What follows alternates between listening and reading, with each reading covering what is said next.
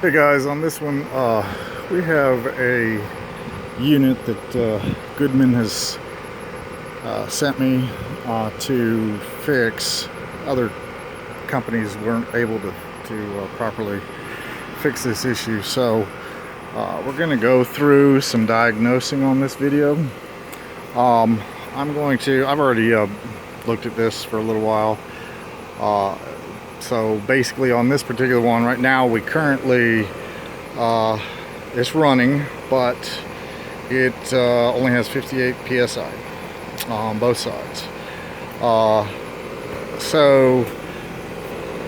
excuse me, 58 on one side, a little bit lower on the other side, but not a very good split between them. So first thing we're doing here, we're assuming, okay, why is the problem with the refrigerant? But then the next thing we're going to do is we're going to take a look at the air handler. So let's take a look up there. Okay, so we're up here and we have a air handler with a zoning system. So both zones are on, which when you're testing, you're going to want that. And then later you're going to shut down one zone to test after that. You're going to inspect the damper motors. Make sure that they're in the open position instead of closed position. And this is on every time you're going to check these, because no proper airflow, you can't make proper assumptions. So one of the other things here is we have a bad bypass damper. This thing is supposed to be able to move or unscrew or screw this around, and the barometric bypass should you should be able to set it to whatever level you want. That one we're not able to. So that's one issue. All right, next is you need data. So you need temperature drop, humidity, all sorts of things. So in this case, we're going to put our probes in because I use a eye manifold, and it's the best way to get all of your data, and it does the calculations for you. If you don't have one, you're going to get a temperature drop here and there, and you're going to also need the indoor wet bulb at the return, and you're going to need dry bulb both inside, outside, and you're going to need to calculate CFM. So in this particular case, if you don't have something that automatically does that, you can, because it's an air handler, very simple, just put the heat strips on with the fan on, do a temperature drop, there's a calculation, it tells you exact CFMs. Or if you have a heated probe from Field Piece, there's people with Field Piece, you can put it in here. Now, anytime that we are dealing with a damper system, you are also going to want to check static pressure. Static pressure is something that if it's too high, air doesn't flow across the coil properly and we don't get cool. So, and I'll show you a video on something like that in another time. But so now we're up here, and we're going to make a determination as to, is this a piston coil or is this a TXV? Now this is a Goodman ARUF, unless there is a TXV on the outside of this one, because the ARUFs do not have the TXV on the inside, but because there's no TXV on the outside, this is piston. Now one of the things you're going to want to know is, was the proper piston put in? That's something that we'll find out, but it's something that's going to be in the back of your head, because, like, let's say we got excessively high liquid line pressure, lower than normal suction line pressure, well, we may have a wrong size piston, which will also affect BTUs and whatnot. All right, so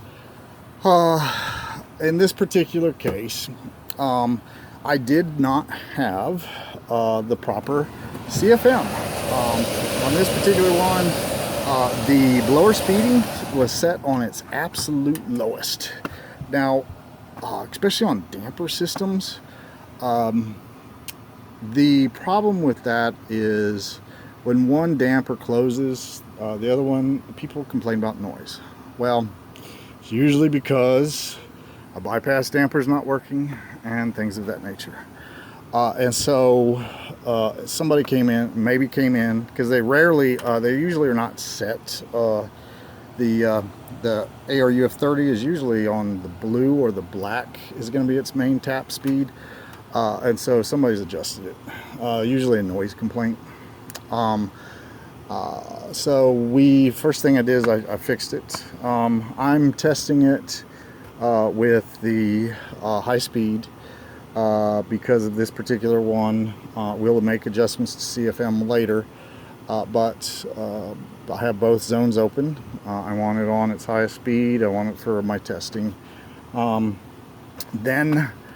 the next thing is we are going to, because we had a low charge, now we're going to charge it, and we are going to say, hey, we had a loss of charge. How did we lose the charge? So we're going to do a leak check. We're going to check coil, outside. We're going to look at everything. We're going to look at shredder valves, all that. And we're going to fix these problems one by one because as we are service techs, our job is not to fix symptoms. Our job is to fix problems and find all of the problems that may or may not be presenting themselves as the main problem. Next, we're going to go back out and we're going to charge the unit. Okay, now the unit is running, but we're still going to check everything on this unit, even though at the moment we're looking at a low refrigerant situation. Just because we have low refrigerant does not mean that that's not the only issue. And so we're charging it right now. Currently, we are shooting for a 22-degree subcooling. Superheat because it's piston. And we're also going to be looking at our subcooling to verify that we don't have restrictions on the coils and stuff of that nature. So we are going to add refrigerant until we get to our proper superheat, and then after that we are going to talk about all of the different data points. So one moment while I get the charge correct.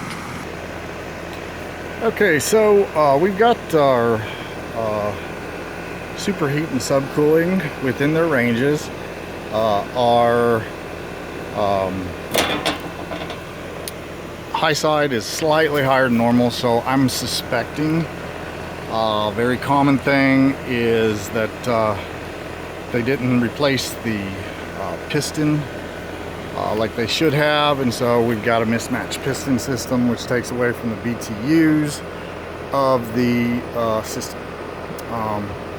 Improper metering means improper cooling. So another thing that we find is, we checked over here at the unit, because we have a zone system. We've got to assume that anything can be wrong. So we are looking at the voltage coming in on all of our points here.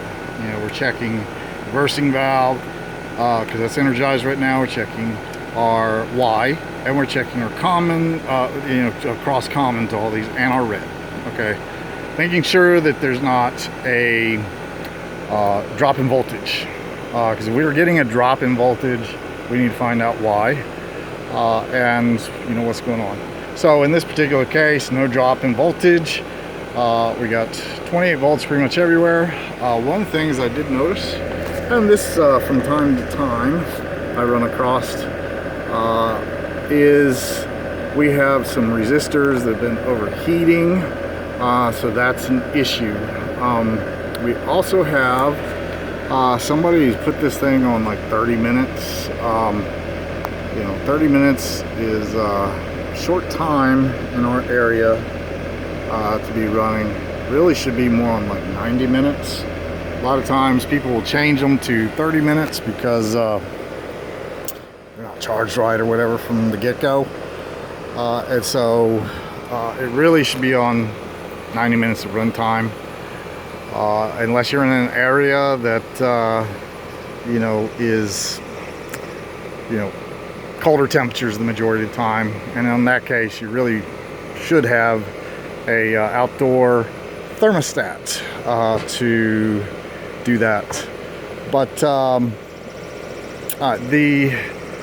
the next thing is we know that we have a bad bypass damper. That's an issue, but both dampers are open right now and our static pressure is not too high.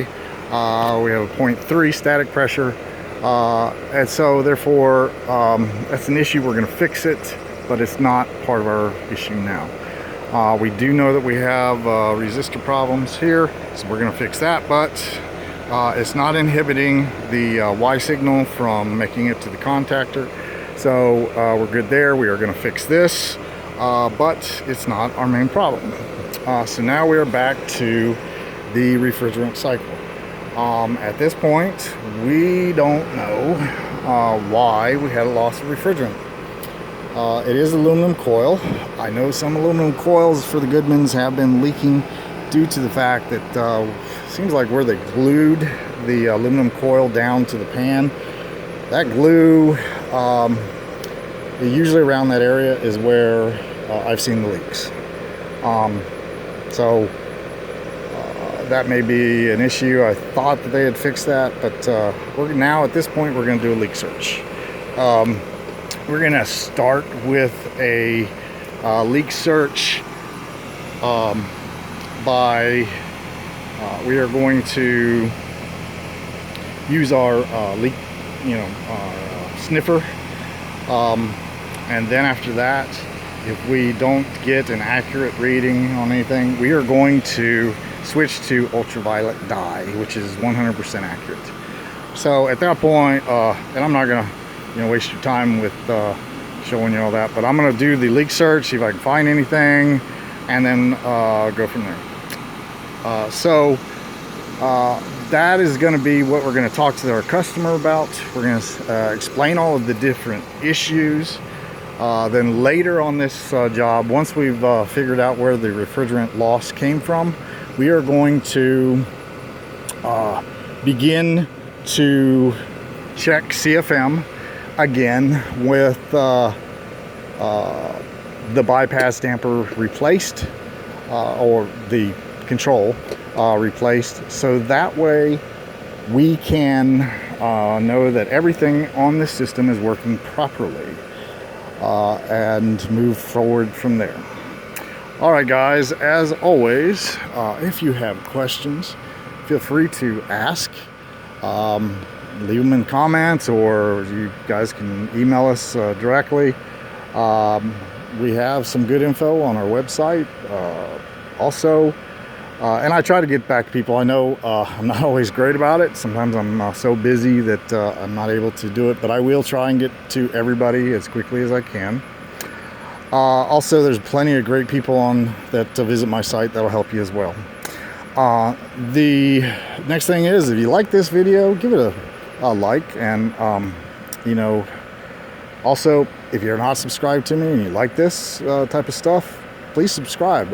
Check me out. We got plenty of stuff. I know some of my old videos, people say I was a horrible cameraman. I'm probably still a horrible cameraman, but just check it out and please subscribe. As always, guys, have a wonderful day. Thank you, guys. Goodbye.